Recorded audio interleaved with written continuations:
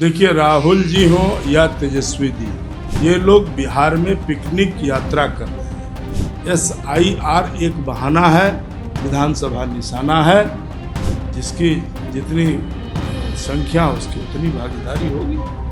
अगर हमारे देश के अंदर कोई बांग्लादेशी है, कोई रोहिंग्या है, घुसपैठी करके आया है, तो उनको चिन्हित करना भी चाहिए। यह देश है, कोई धर्मशाला थोड़े कि रह जाएगा।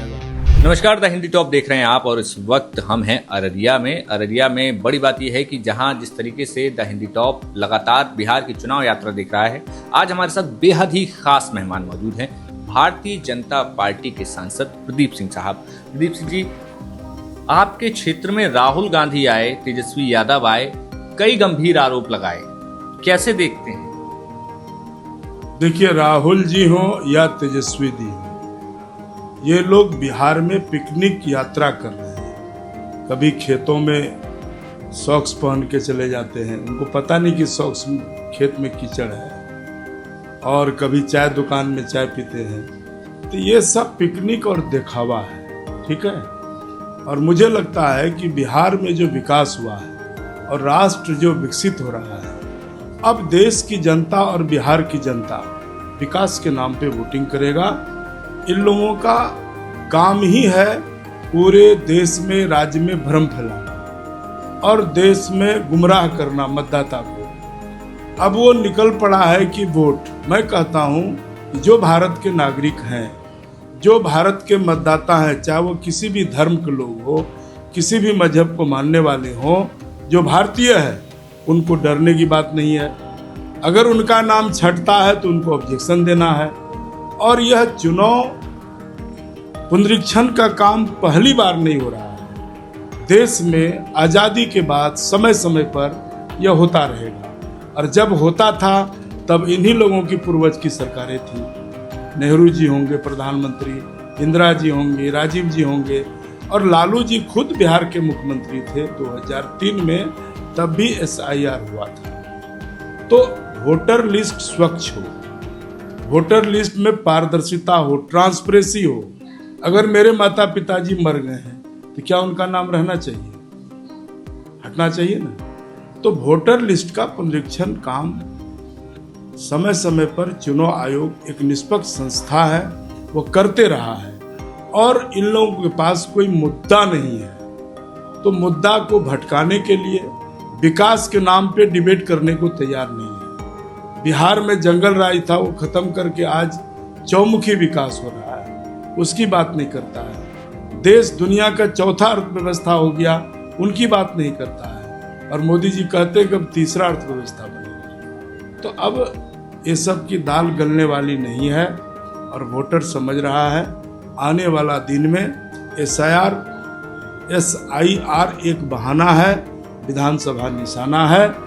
जैसे लोकसभा के अंतर्गत इन्होंने कहा कि संविधान खत्म कर देगा बीजेपी वाले, आरक्षण समाप्त कर देगा, इतना झूठ बोला तो लालू जी के बेटा को 4 सीट आए MP। इसलिए इन लोगों को जान रहा है, ये लोग कोई डिबेट करने के लिए, बहस करने के लिए तैयार नहीं करता है। ये लोग जनता को गुमराह कर रहा है। प्रदीप जी, अगर देखें अररिया लोकसभा की अगर हम खास तौर पर बात करें तो यहाँ पर यादव मुस्लिम समीकरण लगभग 55 से 60% बैठता है। तो आपने पिछले तमाम चुनावों में क्या देखा कि जो SIR अब कराया जा रहा है, कहा जा रहा है वोटर लिस्ट सुधारी जा रही है, तो क्या आपके क्षेत्र में ऐसा आपको लगता था कि हाँ गड़बड़ियां होती थी, गलत तरीके से वोट डाले जाते थे, या ऐसा कुछ? बिल्कुल, ऐसे कई मतदाता हैं जो शहर में भी नाम, और वही मतदाता का गांव में भी नाम है। क्योंकि यह शहर में गांव का ही लोग मैक्सिमम आके रहा है, डबल नाम है। कोई मर गया है तो उनका भी नाम है। तो एक एक मतदाता का 2 बार 3 जगह नाम होना, यह लोकतंत्र का मजबूती के लिए ठीक नहीं है। तो लोकतंत्र मजबूत हो, लोकतंत्र ताकतवर हो, तो वोटर लिस्ट में अगर ट्रांसपेरेंसी हो रहा है तो इन लोगों को दिक्कत क्यों हो रही है? जहाँ तक रहेगी बाहरी वोट, अगर हमारे देश के अंदर कोई बांग्लादेशी है, कोई रोहिंग्या है, घुसपैठी करके आया है, तो उनको चिन्हित करना भी चाहिए। यह देश है, कोई धर्मशाला थोड़े कि रह जाएगा। इस नाते इन लोगों को जनता पर भरोसा नहीं, अवाम पर भरोसा नहीं, चुनाव आयोग पर भरोसा नहीं है, सुप्रीम कोर्ट पर भरोसा नहीं है, इन लोगों को झूठ बोलने पर भरोसा है। तो ये लोग झूठ बोल करके फिर से एक बार तेजस्वी जी, राहुल जी मतदाता को गुमराह करने लगे। प्रदीप जी, हम देखते हैं कि जैसे जैसे चुनाव आएगा तो जातिगत जनगणना की मांग लगातार विपक्ष करता रहा है और कहता है कि हम जातिगत जनगणना कराएंगे, लेकिन केंद्र सरकार ने भी इसका ऐलान कर दिया। बिहार में एक बार जातिगत सर्वे के नाम पर एक सर्वे हो चुका है, तो क्या लगता है कि बिहार में ऐसी कोई योजना है जिसमें कि आगे जातिगत जनगणना या जातिगत सर्वे किया जाएगा, जिसमें लोगों को सामाजिक न्याय की जो एक परिभाषा कही जाती है उसके आधार पर? नीतीश जी तो कहा ही कराए ही है जनगणना। देश में पहला राज्य है बिहार जो जाति जनगणना हो चुका है, और अब तो हमारे प्रधानमंत्री भी कहे जातिगत जनगणना कोई बुरी बात नहीं है, ये होना चाहिए, करावे, अच्छी बात है। जिसकी जितनी संख्या उसकी उतनी भागीदारी होगी। ये तो जानने का हक है ना कि किसको कौन, कितने लोग दलित है, पिछड़ा है, अति पिछड़ा है, कमजोर है, ये होना भी चाहिए।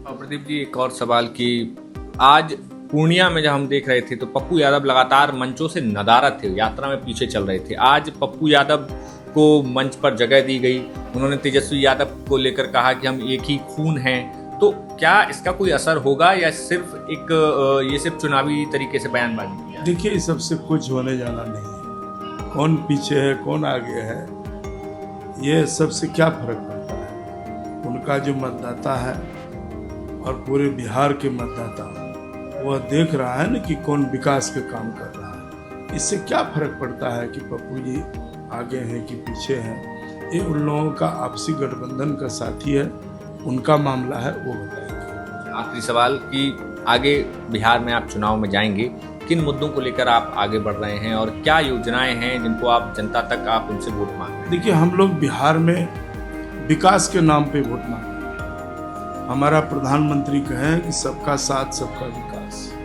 उस मंत्र पर हम जाएंगे और हमें सबका समर्थन मिलता भी है।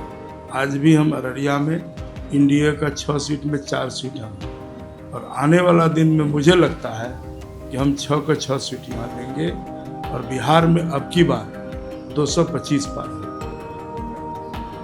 225 सीट से अधिक, 25 से 30 फिर से नीतीश।